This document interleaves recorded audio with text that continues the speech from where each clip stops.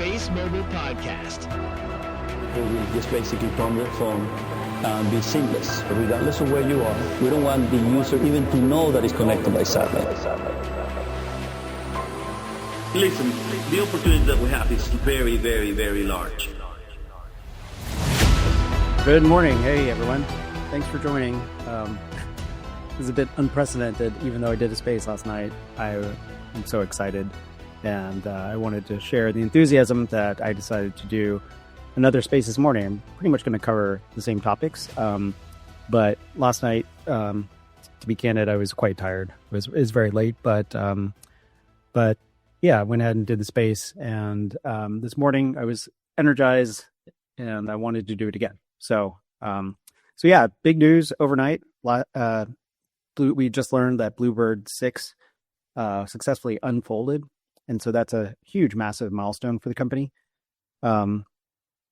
This is a massive de-risking event, meaning, this is a new spacecraft, a totally new design, and so the fact that it was successfully unfolded out in Leo is a major catalyst because it clears a way for the rest of the constellation. And one of the biggest potential issues would have been if the satellite had failed to unfold, or if there were any issues, then you would assume that the company would still move ahead with Bluebird 7, but the troubleshooting and the complications that would arise from this first test satellite having any issues, it perhaps would have slowed things down. I wanted to start by just talking about a quote from a former SpaceX engineer that was used in a short report back in 2022. I'll just read it here. So this was a former director of engineering at SpaceX. This person led a team of 150 engineers across multiple disciplines. So clearly someone very senior, but anonymous. They quote, "The size of the antenna is terrifying." They're talking about AST SpaceMobile. "The size of the antenna is terrifying. There's only a handful of entities that have deployed a foldable thing in space that big, and they're NASA and intelligence entities. It's an extremely difficult thing to do, and it's also more or less impossible to accurately test on the ground." And so back in 2022, when I read this quote, it definitely gave me pause, because here's someone in the industry at the leader in space at that time, and currently, to be candid, SpaceX, saying that what AST was doing is terrifying and basically impossible, right? And so I think it's a huge testament to the company and their vision to actually pull this off, not only with Blue Walker 3 and the Block 1 satellites did they unfold a 693 square foot phased array, and they did that successfully 6 times, so they were 6 for 6. They have now successfully unfolded a satellite that is 3.5 times bigger, 2,400 square feet. And so what was, traditional thinking that something like this was impossible and that only a handful of entities could pull this off, whether that's NASA or intelligence entities, and quite candidly, this is even bigger than those two, right? Like, this is the absolute largest communications array that has been unfolded and successfully flown in low Earth orbit. That puts the company in a very elite group and special group of entities that could pull this off, right? And so here you have an engineer at SpaceX saying that's terrifying. Like, we would never try that, and then of course the company did it, right? And so Abel, with his vision, knew from the beginning that in order to communicate and provide a broadband, seamless experience utilizing low-band spectrum, you're going to need this massive phased array with a ton of power in order to properly communicate with unmodified phones on Earth. And the company did it. And so that's a huge milestone. It's something that, for me, just thinking about this journey over the number of years, it's something that I've looked forward to, but also was very scared and anxious because when you would hear the skeptics say, trying to put something that large into space, like, is it going to be able to, can you control it? Is it going to be able to dissipate the heat? There were skeptics back then saying the engineering, maybe they didn't properly think through heating issues and maybe the satellite would melt and any number of things, right? But the company did it. And it's gone beyond just unfolding it, and I'll talk a bit more about it later. But the satellite, you can assume, is operating nominally and is orbiting and doing its thing, which is why it took quite a bit of time for the company to communicate. But I think this is a testament to the company's approach in development, and the philosophy of measure twice and cut once.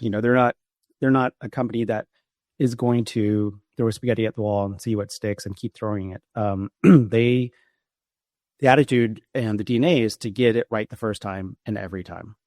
And so I think that's an important thing for people to understand, in that this company, sometimes things will take longer than they expect and that you expect, but it's to get it right. Like the philosophy is not to have any room for errors. And so the other thing, just closing on the second half of that quote, this former SpaceX engineer said, is an extremely difficult thing to do, and it's also more or less impossible to accurately test on ground. I think that quote is pretty funny because the company AST back in the day, this is how they think outside the box. When they first started to test the concept, can you communicate with an unmodified phone,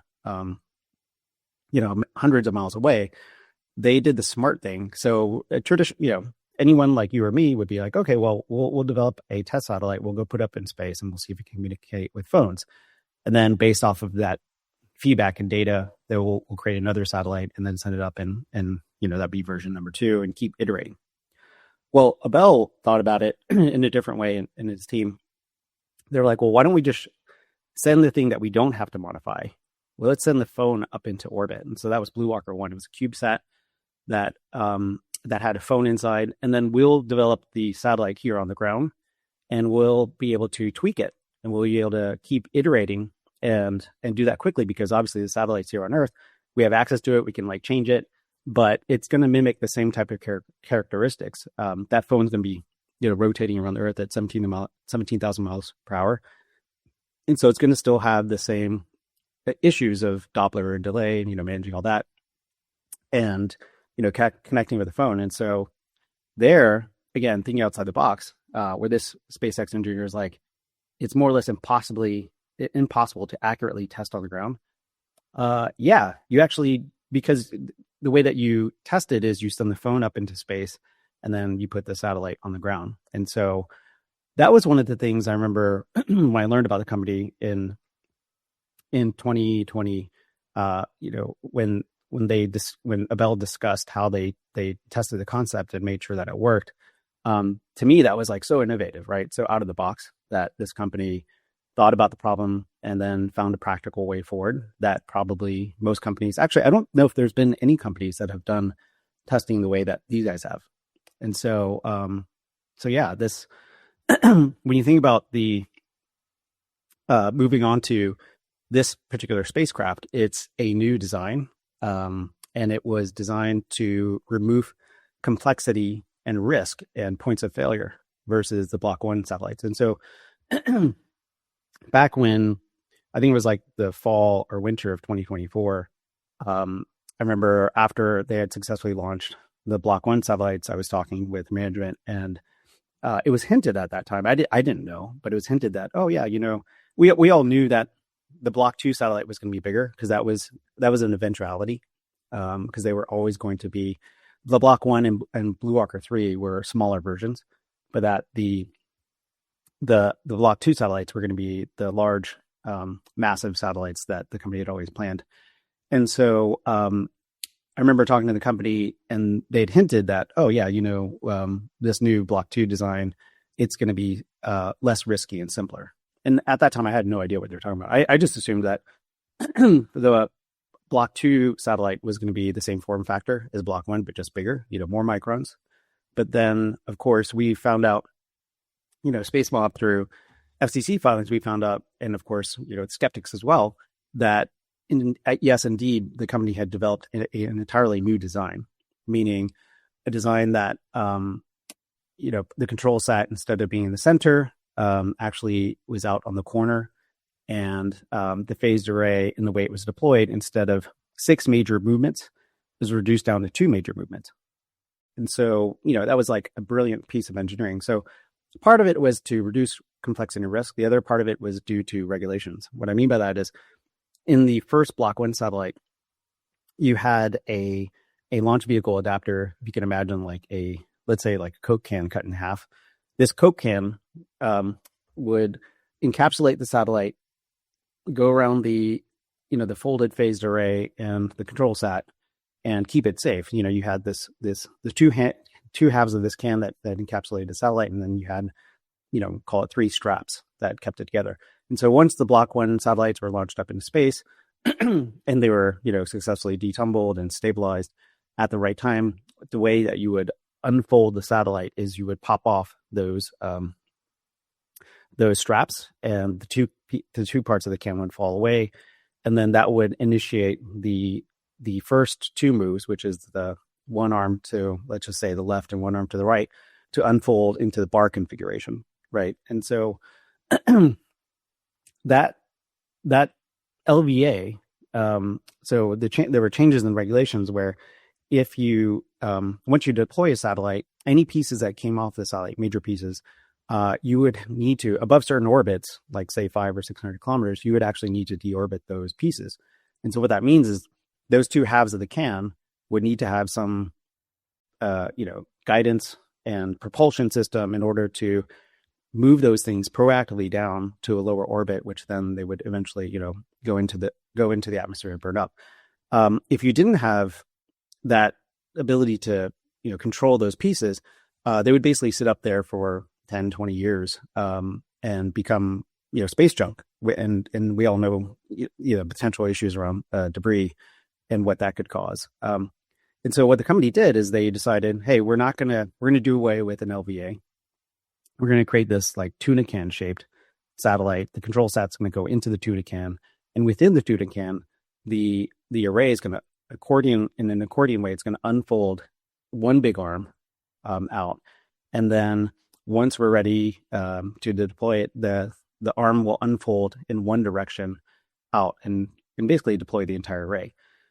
And so this new design, I believe, the company was probably working on it for quite some time, but we didn't really learn about it until, I guess it was like the fall. And if you could imagine, like they were building the Block 1 satellites, but yet they were thinking about this new design and were making preparations to build it. And so when we learned about it in the spring of 2025, it was essentially a several month process where they got approvals from the FCC in order to launch this thing. But they also built it, right? They built it and they tested it. And not only did they, it wasn't just one spacecraft. It was actually 2 metal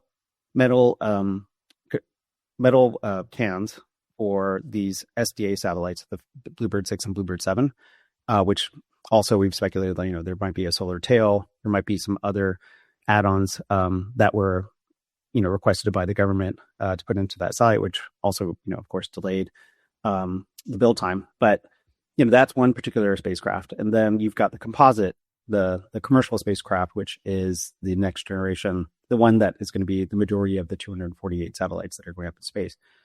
And so, the company has been innovating and working on all these different designs. And so it's just, to me, it's very impressive that they were able to, in some respects, like build in parallel 3 different spacecraft, Block 1, and then overlapping with that to some degree, FM1, FM2, and then, of course, Block 2. So, going back to the design itself, this is a simpler design, although at deployment, it does introduce a bit more stress on the panels. And what I mean by that is in the original Block 1 design, a micron, which has the solar panels on top, and then, you've got processors and magnetorquers and other things in the middle. And then you've got on the bottom, the antenna elements. In the original design, you had 2 of those fused together, and that would create a panel, right? And then those things were connected by hinges and then folded into the satellite, which then later would be unfolded. Here, you have much bigger panels, right? So original design, I think you had 2 microns. In this design, you actually have 8 microns fused together. And so when they say simpler by design, not only are the major movements just 2 big major movements, accordion movements, of course, but 2 big major movements. But then within those movements, there's less, smaller movements, if that makes sense. So you have 8 microns that are attached together. And so these things are much bigger. And so even though it's simpler and less risky, there is a bit more stress in the unfold. Because when the satellite unfolds, there's going to be some level of vibration, and you need some level of flexing as well. But the cool thing about once it's deployed, like that array is a lot more rigid than the original design. And then on top of that, that it by having that rigidity, when you're flying the spacecraft, you're not going to have as much risk of this thing, kind of having waves or vibrating as the previous one. So yeah, it's great because this design is less risky. It's bigger. It's more effective. The new satellite is about 10x the processing power and capability of Block 1. And so this is going to be the workhorse for the company. And so, we've got Bluebird 7 that's going to be launching no earlier than late February. We saw a bit of back and forth with Blue Origin and the FCC. It looks like they're doing the prep work in order to coordinate spectrum usage for that launch, the communications between the rocket and of course the command center. When will that rocket launch? It's unclear. With all these things, when you say net end of February, that's the earliest, and then of course it could get pushed further beyond that. We do know that down at Cape Canaveral there is a bit of a backup. Obviously, we've got SpaceX with their crew launch, which has been pushed back by 2 days. I think it's now targeted for no earlier than February 13th. And then you've got Artemis at the end of the month. And so, is Blue Origin going to launch with Bluebird 7 before Artemis or after Artemis? Who knows? Also, I think Blue Origin has to make a decision of whether or not they're going to reuse the New Glenn 2 booster, which has been, refurbished, or if they're going to use a new booster for that mission. So yeah, it's a pretty exciting time. We've got another batch of Bluebird satellites that are going to be ready to ship soon. Unclear if the company is going to PR that. I'd assume they probably will. But I will say, 5 orbital launches by the end of March. That's not going to happen. It's probably going to be more like 3 at best, and then you've got 2 that will slip into April. But the company reiterated a target of 45 to 60 satellites by the end of the year. And so, as most people know, the company has booked about, I think it's enough launch capacity for 75 satellites. So they overbooked for this year. And so a big swing factor, of course, will be if Blue Origin can get the cadence up, because that particular vehicle, at least the early ones, will be able to take 6 satellites and then eventually take 8 once it's been optimized. One question that I guess people have had over the last few days. So, I want to applaud Katzy and a few others for calling the successful unfolding, as some of you guys have probably followed on X and Reddit, that a number of SpaceMob had already called a successful unfolding a few days ago. And by the way, that's true alpha. The ability to call events before the company can PR them is pretty impressive. But some have asked, why did it take so long? Or, when people were posting about this satellite being successfully unfolded, people were like, well, why aren't they PRing it? Or, what are they hiding? Maybe something went wrong. I think it's important to understand, once you launch a satellite up in space, you have to detumble it. And so that means stabilizing it and making sure it's in the right spot. And so what I mean by detumbling is, if you launch a satellite into space, it could be pointed the wrong way. It could be slowly rotating, or it could be flipping end over end or sideways, all kinds of different things, right? And so there are certain technologies that you use to stabilize a satellite where it automatically uses the Earth's magnetic, field to orientate itself. And that's what magnetorquers are used for example. But then once you do that, it takes some time. You got to turn on the satellite. This is not like going to the Apple store and buying a Mac Mini. There's no software that comes prepackaged and you just turn it on and everything works. All the stuff is like proprietary in-house stuff. So you're going to take your time to turn it on, make sure, thermal's okay. You got to recharge the batteries. You got to do all these things. And then what happens is you wait for the right conditions, right? So this is a, very expensive satellite out in space, especially the government ones. You're going to wait for the conditions to be just right. So no solar flares or any disturbances out in space. You're going to wait for the most optimal conditions, and then you will unfold it. And so, my guess is that the company unfolded successfully maybe like, a handful of days ago. But then once you unfold it, you don't put out a PR and say, hey, we unfolded it. You actually wait, right? You unfold it. You make sure that everything is working as planned. That's nominal. There's no issues with parts of the phased array. There's nothing has been damaged. You also test some of the signals. Probably you also see if the spacecraft is stable. Like you can maneuver it and operate it to a degree.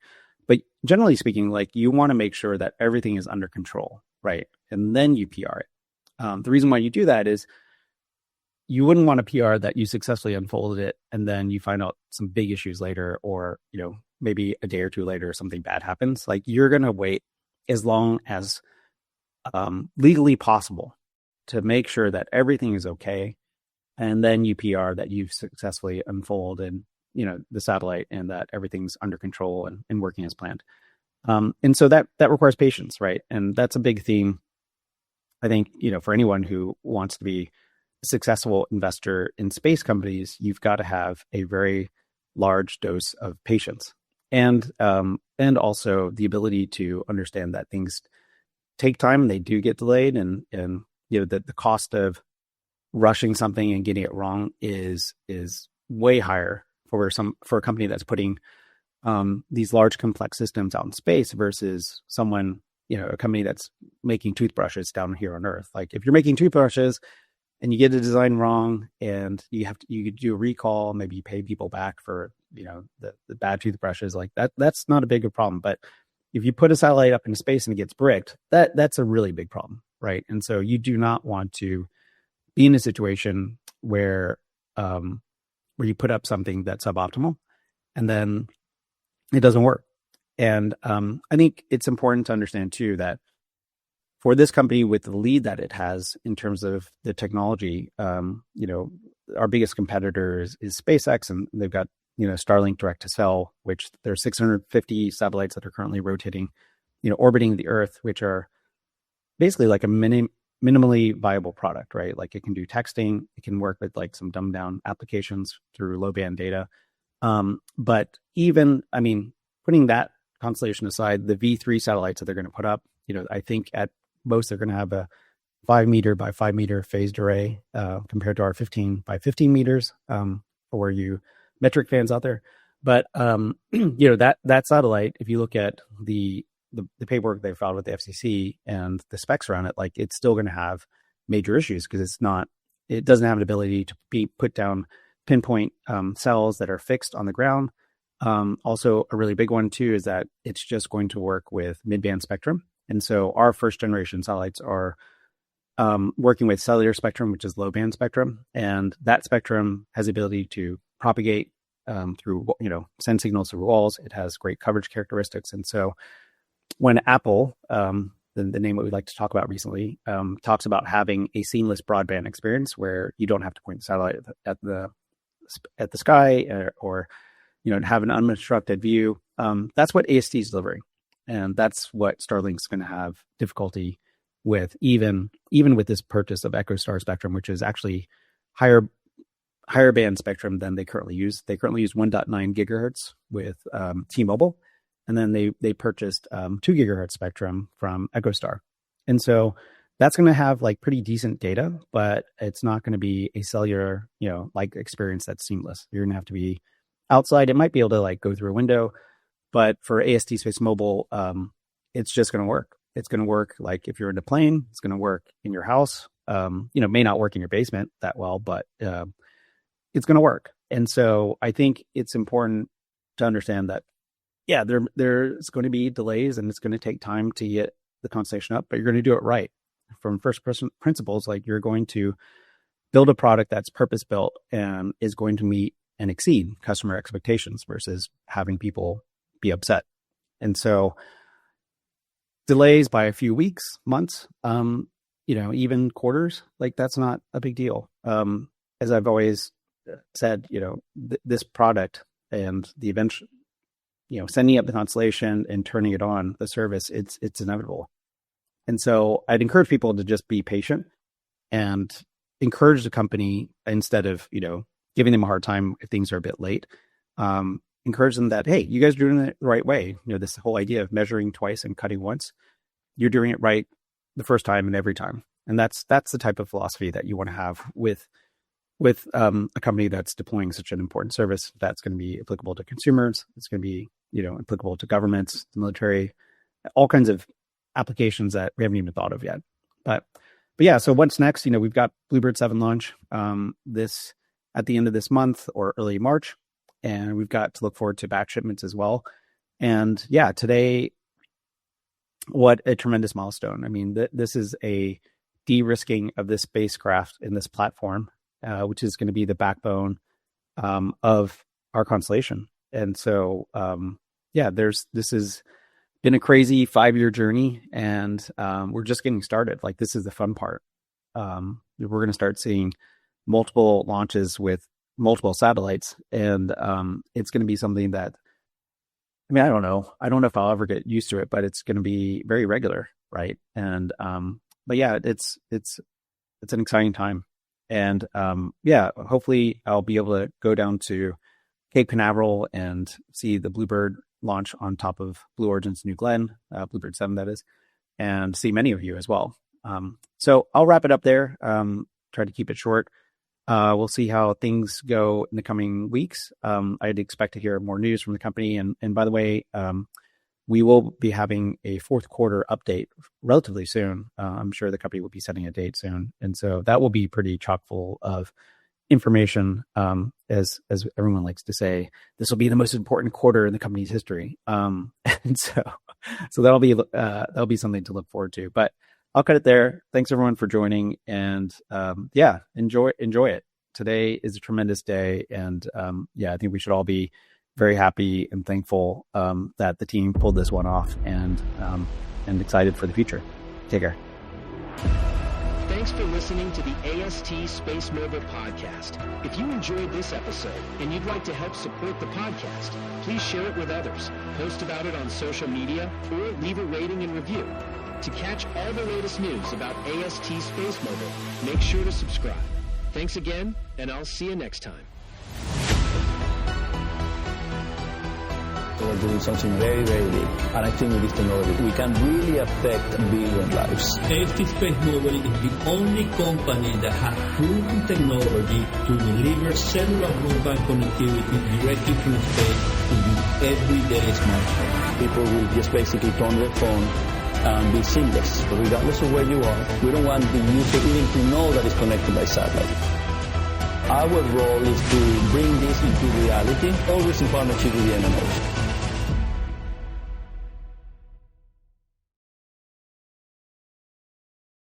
Listen.